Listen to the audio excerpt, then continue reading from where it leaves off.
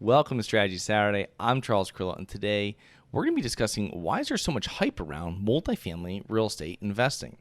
So if you've reviewed any type of real estate investments or programs or methods for making money in real estate over the last few years, or you've been buying any properties or putting offers in on properties, you know that there are a lot more multifamily investors today than there were a few years ago, and definitely a lot more than there were a decade ago.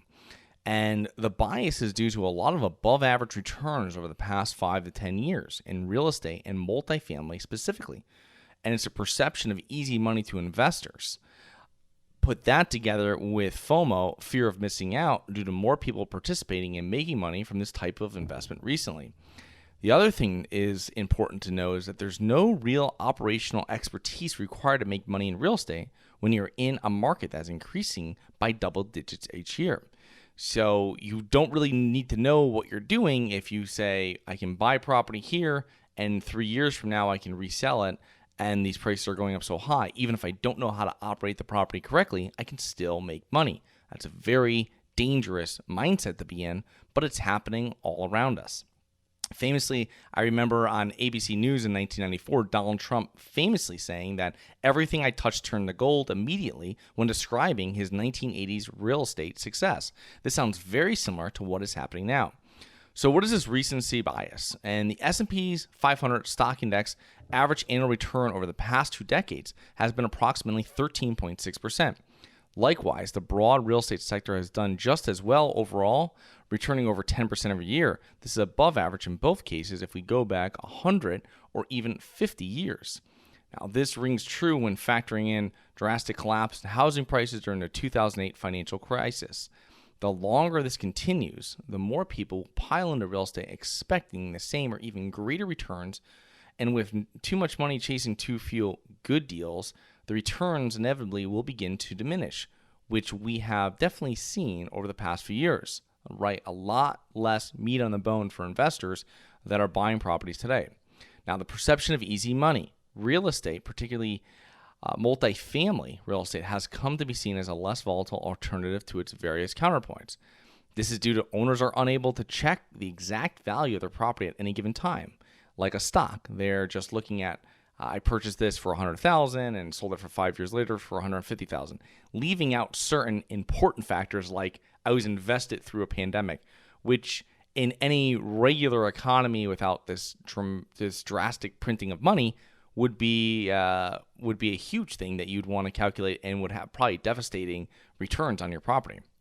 Multifamily being a more efficient form of investment, easier to manage a 10-unit complex than 10 separate single-family houses in different locations, is also a huge factor because people think they're going to be able to do less work for making more money. Now, it's true that you can scale your properties easier when you have more units and everything like that, but someone still has to manage the properties and somebody still has to manage the manager, or what we call asset management. It's also being easier to finance as a result of generating strong cash flow every month and being less reliant on just a single tenant is another factor why people love multifamily, put together with its better position to hire property management that is paid a set percentage of a monthly income that a multifamily property such as a apartment building generates. So you're going to be paying a lot less per unit when you're buying, say, 50 units versus buying 1 or 5. Now, larger complexes are less volatile than smaller apartments, smaller properties, smaller portfolios, and investors involved with these properties have the ability to earn more consistent returns because they have more doors, more income streams paying them, hopefully every month. Now, the same reasons coupled with above average recent returns can make multifamily real estate seem like an almost foolproof investment. Now, the fear of missing out, this is a big thing, and everybody goes back to Tulip Mania in the 17th century and British railways in the 19th century and crypto coins and other speculative bubbles today. They all have one thing in common, which allows them to spread the fear of missing out. It is no different in regards to many overheated property sectors today when it's constantly reinforced that a particular asset can only go up, which is exactly what we were told in 2008, and we know for sure that that's not true.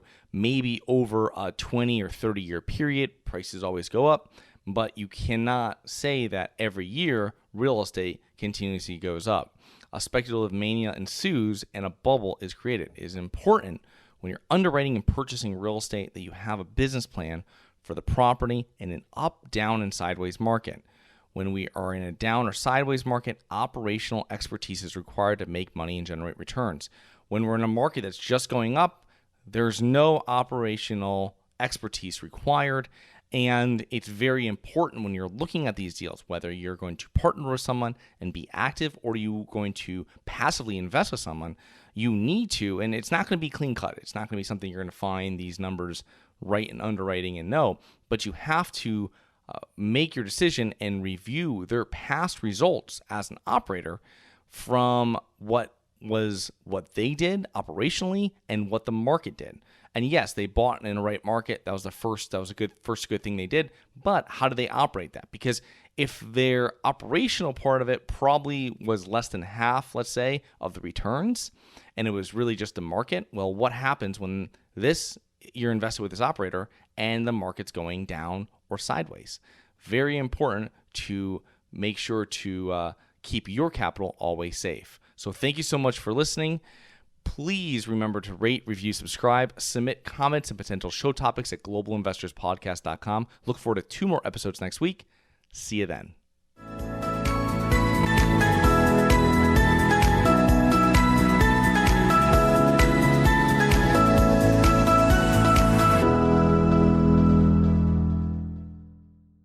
Nothing in this episode should be considered specific, personal, or professional advice. Any investment opportunities mentioned on this podcast are limited to accredited investors. Any investments will only be made with proper disclosure, subscription documentation, and are subject to all applicable laws. Please consult an appropriate tax, legal, real estate, financial, or business professional for individualized advice. Opinions of guests are their own. Information is not guaranteed. All investment strategies have the potential for profit or loss. The host is operating on behalf of Syndication Superstars, LLC exclusively.